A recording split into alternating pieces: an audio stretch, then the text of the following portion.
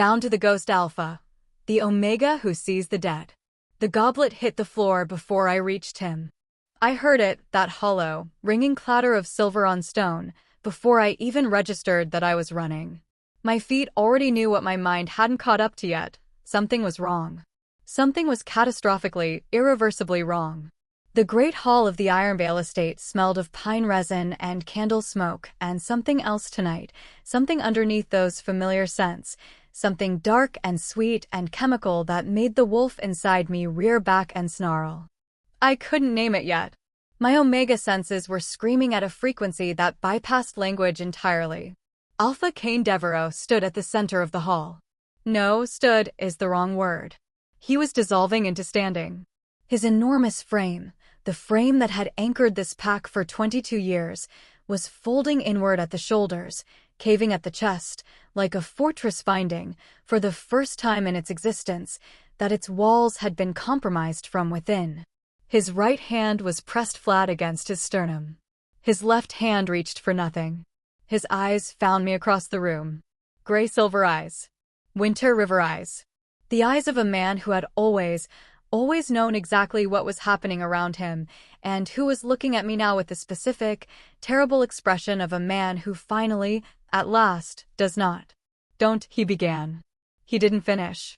He went down like an ancient tree, all at once, no gradual lean, no moment of uncertainty. 1 second he was vertical. The next, he was the floor. The goblet rolled until it stopped against the leg of his chair, leaving a thin red trail on the stone that I told myself, with furious insistence, was only wine. The hall erupted. But I was already running, and the thing I would remember later, the thing that would keep me awake for weeks in a room that smelled of cedar and masculine insecurity, was not the sound of the pack screaming. It was the smell. That dark, sweet, chemical smell, rising from the overturned goblet. Rising from the wine soaking into the stone floor. Rising from the cup that Alpha Cain Devereaux, a wolf whose body was built like a fortress, had just drunk from. Alone. While his sun rail was, conveniently, already gone. My name is Sharon Voss. I am an omega who is sent to this pack as a political transaction, a business arrangement wearing a silk dress. I was not supposed to matter. I was not supposed to see anything. I was absolutely not supposed to see the dead. But here I am. And if you want to know whether I survive what comes next, whether the ghost of the alpha I just watched die tells me enough truth to save myself, and whether the living alpha I am rapidly, helplessly falling for turns out to be worth saving, then stay with me. Like this story. Subscribe to the library. Because fated tales like mine? They don't end at the funeral. They begin there. Chapter 1. The Weight of What I Know. They buried Alpha Cain on a Sunday, which felt appropriate. Sundays in wolf culture carried a particular heaviness. The day the moon goddess rested, the day packs turned inward, the day you were permitted, briefly, to feel things you spent the rest of the week managing. I stood at the back of the gathering, where omegas stood by tradition and by the unspoken understanding that grief, in wolf hierarchy, was distributed unevenly. The high-ranking wolves wept openly in the front rows. The betas composed themselves in the middle. We omegas at the back kept our faces neutral and our hands folded and felt everything twice as hard because we'd had a lifetime of practice at feeling things we weren't supposed to show. Rails stood at the front. I watched him the way you watch something you're not certain about, with peripheral attention, with the kind of careful sideways focus you'd apply to an eclipse or a strange dog. He was tall in his mourning clothes, broad-shouldered and gold-jawed, and utterly still in the way that either meant profound grief or profound performance. I genuinely could not tell which. And the fact that I couldn't tell was, itself, a piece of information I filed carefully away. The pack doctor had announced heart failure. Cardiac event. The pack had accepted this, because the pack needed to accept this, because the alternative was a word nobody wanted in their mouth. A word that would mean their new alpha had done something that couldn't be undone, and none of them were ready to hold that weight yet. I was, technically, a guest. A future Luna. A merger in human form. I was not, technically, anyone's problem yet. And then the pack went home, and I went to the room they'd given me, the over-decorated chamber that smelled of cedar and masculine something, and I stood at the window because sleep felt like an insult to what I'd witnessed, and that was when I saw him. In the garden below. An older man. Silver-streaked hair. Broad-shouldered. Wearing a formal alpha's robe that caught the moonlight in a way that cloth simply did not catch moonlight. Translucent at the edges. The kind of present that was somehow also an absence, like a word you can hear but can't quite locate the mouth that's saying it. I thought, groundskeeper. I thought, eccentric. The wealthy were reliably both. And then he looked up at me, and his eyes were the gray-silver of winter rivers, and they were the exact same eyes that had found mine across the great hall while their owner was dying, and my whole body went very, very still. Don't trust the boy, he said. I felt it behind my sternum. Not sound, resonance. Like the lowest string on a cello, plucked once, vibrating in my bones rather than my ears. I blinked. He was gone. I stood at the window for a very long time. I was a practical woman. I kept lists. I believed in evidence and pattern recognition and the application of reason to unreasonable situations. I went to my notebook. I crossed out cold soup, which had, until this moment, held the top position on my list of distrusted things. I wrote ghosts. I moved it to the top. Then I sat on the edge of my bed and had a very brisk, businesslike internal breakdown, which lasted approximately 4 minutes, after which I washed my face and went to the pack archives. If you are going to be haunted by a dead alpha, the least useful thing you can do is be ignorant about him. I believe this firmly. Information is armor. Ignorance is just nudity with better posture. By the time Rael Devereaux found me in the East Wing on day 2, I had read every archived record on his father that the library contained, and I had spent 11 minutes staring at the portrait above the fireplace with the particular intensity of someone confirming something they already know but wish they didn't. It was him. The man in the garden was absolutely, unmistakably, undeniably Alpha Cain Devereaux, who had been buried the previous afternoon in the Pack Cemetery under 6 feet of Ironvale earth. You're up early, Rael said from the doorway. His voice was low. Not soft, nothing about Rael Devereaux was soft, but low in the way that certain kinds of dangerous things were low, controlled, considered, with something underneath it that he chose not to let surface. He had his father's height and none of his father's stillness. Rael moved through spaces like he was perpetually deciding whether to own them, and always concluding that yes, he would. I'm a reader, I said, turning away from the portrait. He looked at the portrait, then at me. Something shifted in his expression, a brief, unreadable rearrangement of features that was gone before I could catalog it. He was a good man, Rael said. And the thing was, the deeply inconvenient thing, he sounded like he meant it. That was the problem with Rael Devereaux. He was either innocent or brilliant. And brilliant men only became a problem when they were also guilty.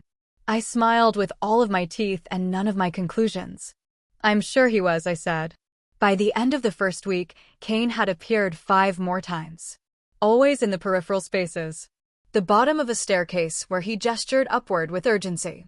The far end of a corridor, pointing at a door I hadn't yet been inside. Once, and I want to be clear that this was the moment I genuinely considered requesting a different room assignment, he appeared sitting in the chair directly opposite me at breakfast, while Rael sat between us discussing territory maps, entirely oblivious to the fact that his dead father was using elaborate hand gestures 6 inches from his left ear. I ate my eggs with great focus and maintained eye contact exclusively with my plate. Cain mouthed something. I couldn't read it. He made a pointing gesture toward Rael, then a cutting gesture with 2 fingers across his own throat, then pointed back at Rael. I looked up from my eggs long enough to give the ghost of a dead alpha the flattest look I owned. He appeared affronted. As though I was the one being unreasonable. Is something wrong? Rael asked. Just thinking, I said. About? Territorial border agreements, I said, which was technically true, in that I was thinking about how I needed to reassess every assumption I had made about this one. The thing about Cain, and this became clearer as the days went on, was that he was specific in his haunting. He was not the theatrical kind of ghost. He did not appear in mirrors or make things fall off shelves or wail in the ancestral corridors at 3 in the morning, which frankly would have been more manageable because at least that kind of ghost wasn't judging you. Kane judged. Quietly. Persistently. With the expression of a man who had made peace with death but was finding the aftermath administratively frustrating. He showed up like a man with an appointment. Pointed at things. Mouthed words. And looked at me with the grim, fatherly certainty of someone who had selected me for a task and was growing mildly impatient with my onboarding pace. I started talking to him. Quietly. In my room, with the door closed, because even in a situation this extraordinary, I retained enough dignity to not have the pack staff find me having a one-sided conversation with the furniture. What did he do? I asked one evening, sitting cross-legged on my bed with a cup of tea. I need specifics. Pointing at things is not a legal strategy. Kane appeared in the corner. He looked at me for a long moment with those winter river eyes, and then, very slowly, he pointed toward the West Wing. The West Wing, I repeated. Which I have not been invited into. Which is notably locked. He pointed again. More firmly. Right, I said. Fantastic. Chapter 2. The warmth I wasn't supposed to feel. Here is the part 1 I'm not proud of. In the middle of investigating a probable murder, in the middle of being haunted by the probable victim, I began to develop feelings for the probable murderer. I want to state, for the record, that I find this deeply embarrassing. It started with the sparring yard. I had a training schedule I maintained regardless of location, 3 mornings a week, pre-dawn, before the pack was awake. It kept me sharp. It kept my wolf settled. And on my 4th morning at Ironvale, when I arrived at the yard at 5:15 to find Rail already there, bare-armed in the cold, moving through forms with the concentrated economy of someone who treated his body like a precision instrument, I should have left. I did not leave. We sparred for 40 minutes without discussing it, the way 2 wolves will sometimes establish terms entirely through movement rather than words. He was faster than I'd expected. I was stronger than he'd expected. We were, by the end of it, both breathing harder than either of us wanted to admit, and standing closer than was strictly necessary for a political arrangement. You're not what I expected, he said. What did you expect? A Luna candidate, he said. Smooth edges. Good table manners. Strategically decorative. And instead you got me, I said. Something moved in his expression. Something warm and brief and involuntary, the kind of thing that slips out before a person has time to contain it. Yes, he said. Instead I got you. I went inside and immediately told myself a very firm series of things about the importance of objectivity and the dangers of confirmation bias and the historically poor judgment of women who fell for charming men with complicated pasts and possible patricide on their records. Kane was waiting in my room. He took one look at my face and his expression became the precise visual equivalent of "I warned you." I'm not falling for him, I said. He folded his arms. I'm investigating him. He gave me the slow, patient look of a man who had, in life, been unfailingly correct about people. Stop that, I said. But here is what I kept finding and what made this all so impossible. Rail Devereaux was kind. Not obviously, not performatively, not the way you are kind when you want to be seen being kind. He was kind in the specific, private ways that are much harder to manufacture. He remembered what the kitchen staff took in their tea. He left the lights on in the archive when he knew I'd be coming back late. He had, in his study, a small framed photograph of his father that was placed facing him rather than facing visitors, the arrangement of a person who wanted to see it for themselves, not to be observed seeing it. A guilty man could do all of these things. I knew that. Guilt was the world's oldest interior decorator, and it loved nothing more than soft furnishings and good lighting. But I was beginning to believe, with a conviction that frightened me, that Rail Devereaux had not killed his father. Which meant someone else had. Which meant the locked West Wing was the beginning of a question that ended somewhere much, much darker. He kissed me on a Tuesday. Not deliberately, or rather, it was deliberate in the way that things become deliberate when you've been circling each other in close spaces for 3 weeks and the gravitational pull becomes, eventually, irresistible. We were in the library. arguing about border agreements, which was something we did regularly, and which both of us had recently begun to suspect was less about borders than about the pleasure of arguing with someone who could keep up. He said something sharp and funny and exactly right, and I laughed before I could stop myself. The second time he'd ambushed a laugh out of me against my better judgment, and when I looked up from the map he was already looking at me. And the space between us had become somehow, in the preceding moment, much smaller than it had been. "Sharon," he said, and my name in his voice was different from my name anywhere else, lower, more careful, like something he was handling with intent. "Rael," I said, equally carefully. A warning. Also, possibly, a permission. He kissed me the way someone kisses you when they've been thinking about it for longer than they intended to, not rushed, not tentative, but with the focused certainty of a decision already made. His hand came up to my jaw, and the warmth of his palm was so ordinary and so extraordinary at the same time that I felt it all the way to my heels. And then I felt something else. A drop in temperature. A particular stillness in the air behind my left shoulder. I did not have to turn around to know. Cain Devereaux was standing in the corner of the library, and the quality of his silence was the specific silence of profound paternal disappointment elevated to an art form. I could feel him not sighing. I could feel the weight of his spectral restraint. I stepped back from Rael. Rael looked at me with a question in his eyes that he was too proud to actually ask. "I need to tell you something," I said. "And I need you not to make any sudden movements when I do." I told him about the ghost. I want to record that this was one of the hardest things I have ever done, not because of the content, but because of what was at stake in the telling. If he was guilty, I was handing him a weapon. If he was innocent, I was handing him a grief he had no preparation for. I watched his face while I talked. I watched it the way I had learned to watch things, carefully, completely, with all my attention on what was happening rather than on my own reaction to it. His expression moved through several things in sequence. Disbelief. Something that was almost fear. Then something rawer and slower, the way a bruise looks different hours after the impact. Something I could only name as loss. He was quiet for a long time when I finished. "He was there," Rael said. "At breakfast. With us. Across from me." "Yes." "What was he doing?"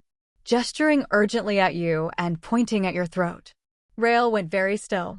Then, in a voice that had lost all of its controlled, considered architecture, "He was trying to warn you. About you. Not about me."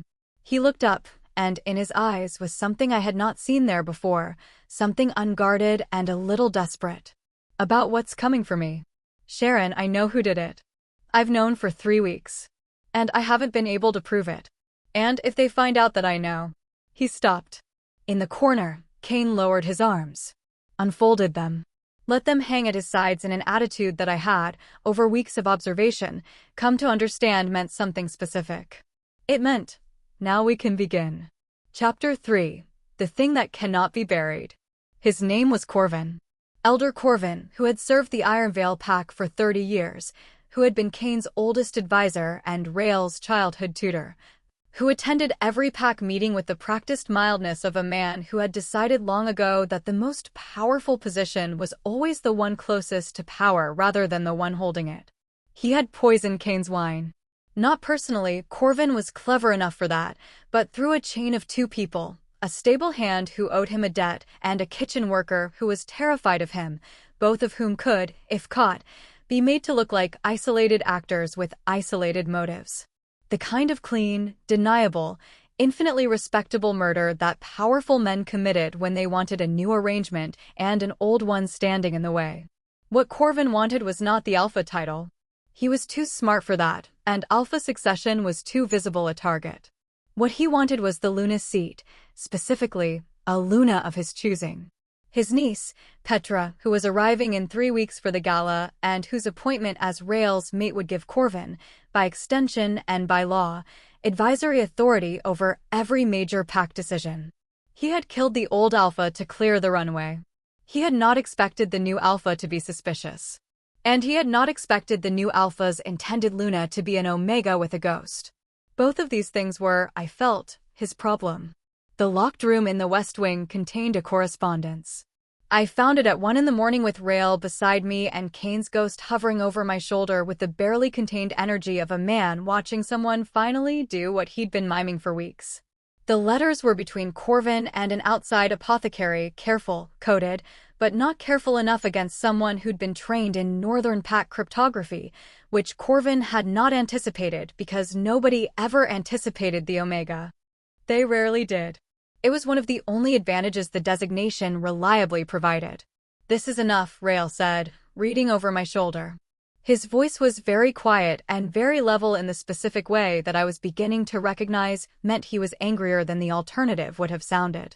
"For the elders?" I asked. "For the elders." He paused. "Sharon, when this is over." "Don't," I said. "Say it after. Don't say it before." Things said before confrontations have a way of becoming last words, and I find last words thematically inconvenient. He looked at me for a moment. Then the corner of his mouth moved, just barely, the ghost of a smile that was somehow more intimate than the kiss had been. "After," he agreed. In the doorway, Kane watched us. His expression had, for the first time since I'd met him, shifted away from urgency. What replaced it was something quieter. Something satisfied and a little sad, the particular look of someone who has finished a task they undertook at great personal cost, and is deciding whether the cost was worth it. I thought he had already decided it was. The gala came, as galas do, with too much candlelight and not enough honesty. The great hall was full. Every elder in Irevale. Every ranking beta. Several representatives from the Northern Alliance, including 2 women who kept looking at me with expressions that communicated very clearly that they had placed bets on whether I would make it to the bonding ceremony and were reassessing their stakes. Corvin arrived in gray, which I thought was a nice, unconscious choice for a man who lived in the moral equivalent. Petra arrived beside him, beautiful, poised, wearing an expression of practiced sweetness over something considerably harder underneath. She was not stupid. She was, I thought, probably not complicit. Which would make what was coming worse for her in certain ways, and I kept that in my mind as a thing I would need to return to later. I stood at Rael's left. Corvin stood at his right, in his traditional advisory position, wearing the satisfied expression of a man who believes the board is arranged exactly as he placed it. Rael called the hall to order. He didn't shout. He didn't have to. There was a quality to his authority, in that moment, that I recognized, not the thunderstorm quality the pack had always loved and feared. Something else. Something stiller and more certain. The quality, I realized, of his father. I watched Corvin notice it too. Watched something shift behind his mild old eyes. "I want to speak about my father," Rael said, "and about what this pack buried with him." The hall was absolutely silent. 3 weeks ago, I found an anomaly in the medical examiner's report. A compound in my father's blood work that does not occur naturally in wolves and does not arrive by cardiac event. I have spent 3 weeks building a case. I have spent 3 weeks watching the man responsible attend my father's memorial dinner, advise my territorial negotiations, and position his family member for the Luna seat. He paused. "Elder Corvin," he said. The name fell into the room like a stone into still water. Corvin's expression did not change.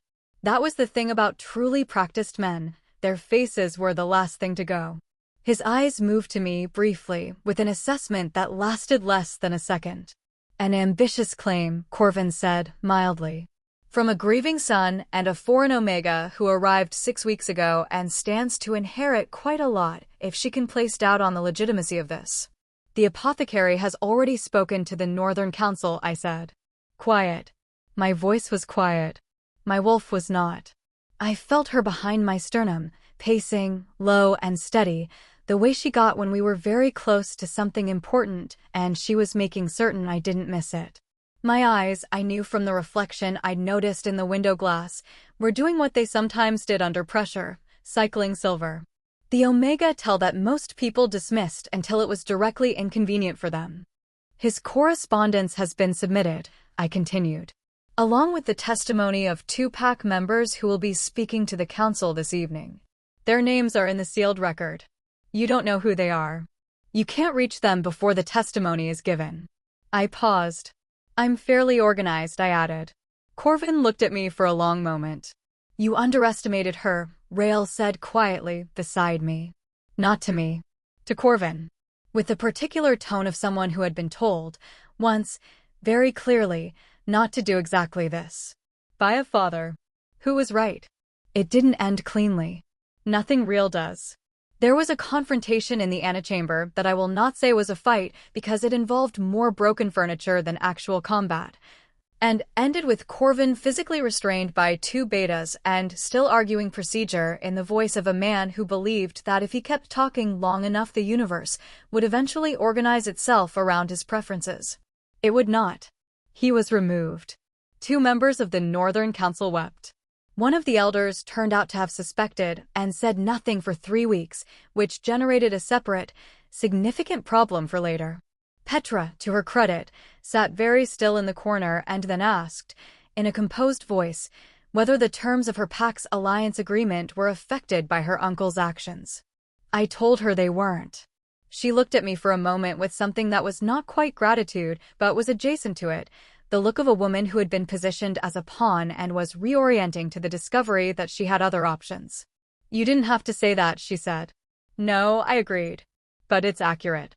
She nodded once and left, and I thought, that one will be fine. The ones who ask the right questions always are. The hall emptied by midnight.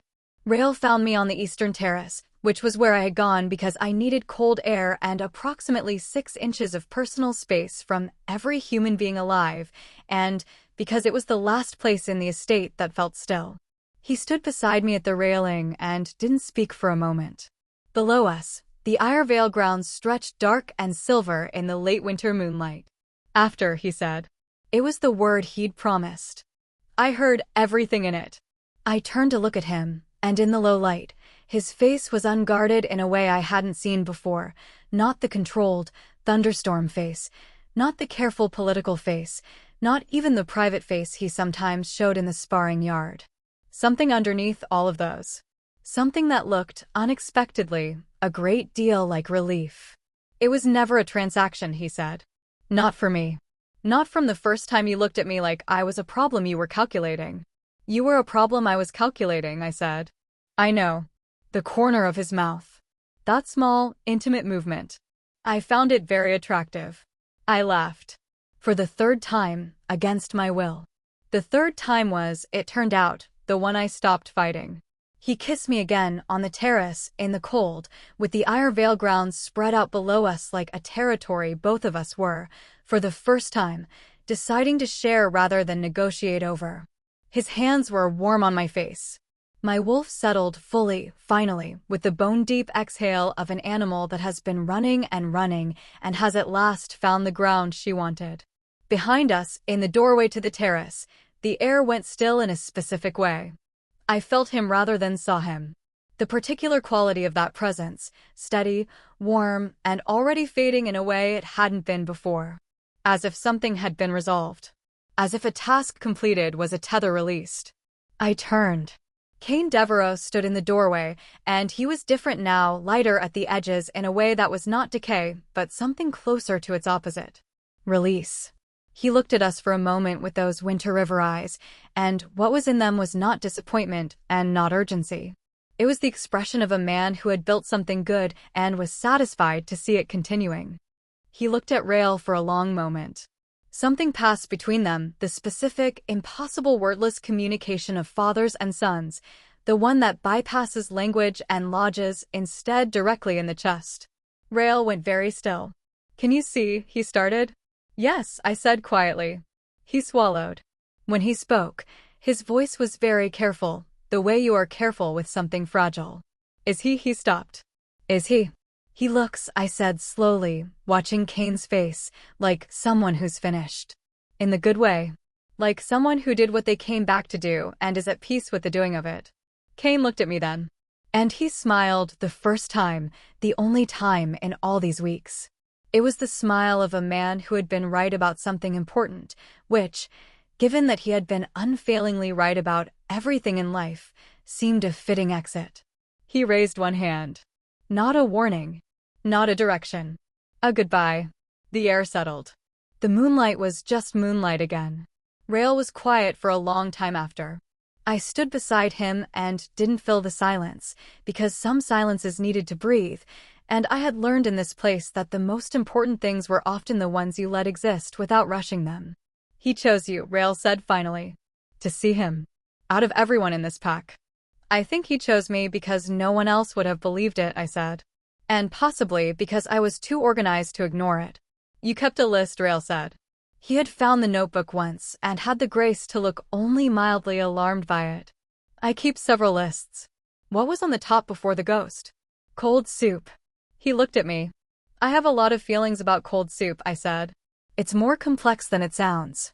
He laughed, and this was something I was filing away, this laugh, adding it to the small collection of involuntary things I'd gathered from him the way you gather wildflowers, not formally, not on purpose, but finding yourself with a handful before you'd decided to pick them. The laugh was warm and a little helpless and entirely genuine, and it did something to the region of my chest that I was no longer going to pretend wasn't happening. I turned to face him fully. The bonding ceremony is in 2 weeks, I said. The Northern Council will need to approve the revised alliance terms in light of Corvin's removal. There will be at least 3 separate meetings about border redistribution. The elders who were silent will need to be formally addressed. I'll need a proper introduction to the East Wing households, and Rail, someone needs to review the entire medical oversight structure because a compound like the one used on your father does not appear in a wolf's wine without a supply chain, and that chain has to start somewhere. He was watching me with the expression he had when I did this, when I mapped the territory of a problem out loud, with something in his eyes that I would need a better word for than warmth. Something more precise. Something that encompassed warmth but had more structure to it. More intention. You're going to be an extraordinary Luna, he said. I know, I said. I'm quite good at things. I noticed that week 1. Week 1 I was still deciding whether you were innocent or a very compelling liar. And now? I thought about the kitchen staff's tea orders. The archive light. The photograph facing inward on his desk. The way he had listened when I told him about his father's ghost, not with dismissal, not with performance, but with the focused, furious attention of a man trying to receive something true. Now, I said, I think you are the most infuriating, perceptive, occasionally warm but try to hide it man I have ever had the professional misfortune of falling for in the middle of a murder investigation. That is the most romantic thing you've said to me. The bar is underground and we both know it. He took my hand. Not the way he'd touched my face, not the charged, careful touch of a kiss that was decided. Just my hand. Ordinary and warm and like something that had always been available and had only required the 2 of us to stop overthinking it long enough to reach. We stood on the eastern terrace of the Ironvale estate and looked out over the packlands that were, now, in every formal and informal sense, going to be ours. Below us, the grounds were quiet. The pack was settling. Somewhere in the cemetery at the edge of the north tree line, under 6 feet of Ironvale earth, a man who had been unfailingly correct about people was at rest. Finally. At peace with the fact that the thing he'd built, the pack, the legacy, the particular kind of love that survives the person who first had it, was in the right hands. I thought about what it meant to see the dead. I had spent weeks treating it as a problem to be solved, a liability to be managed, an entry on a list. But standing there, with Rail's hand in mine and the cold winter air sharp and clean in my lungs, I thought, perhaps it was not a curse. Perhaps it was not even an ability. Perhaps it was simply this, that some people had loved so well and left so much undone that the universe arranged for someone to hear them. And perhaps the universe, in its infinite logistical complexity, had looked at every soul in the Ironvale pack and decided that the one most likely to actually act on the information was a pragmatic, list-keeping, cold soup distrusting Omega from the Northern Alliance who had arrived as a business transaction and refused, against all odds and all instruction, to remain one. Thank you, I said quietly. To the air. To the cemetery at the edge of the tree line. To the winter river eyes I would not see again. The night did not answer. But somewhere, in the way the moonlight lay across the grounds, in the settled quiet of the pack below, in the warm weight of a hand that held mine like it intended to keep holding it, I felt, very clearly and very certainly, The distinct impression of a man who had been right about one last thing and was satisfied. My name is Sharon Voss. I arrived at the Ironvale estate as a political arrangement. I stayed because a dead man asked me to. I became Luna because I kept very good lists and refused to be anyone's footnote. And somewhere between the ghost and the living man, between the warning and the truth, between the murder I uncovered and the love I absolutely did not plan for, I found that the most dangerous thing in any pack is not the alpha's wrath or the elder's poison or even the weight of old grief. The most dangerous thing is an omega who pays attention. We always do. End. Studio microphone. This has been bound to the ghost alpha, the omega who sees the dead. If Sharon's story moved you, shook you, or kept you up past your bedtime, good. That was the intention. Like this episode, subscribe to the library, and share it with someone who needs a love story that earns itself. New tales drop every week. The moon goddess willing and the pack cooperative. We'll see you at the next one.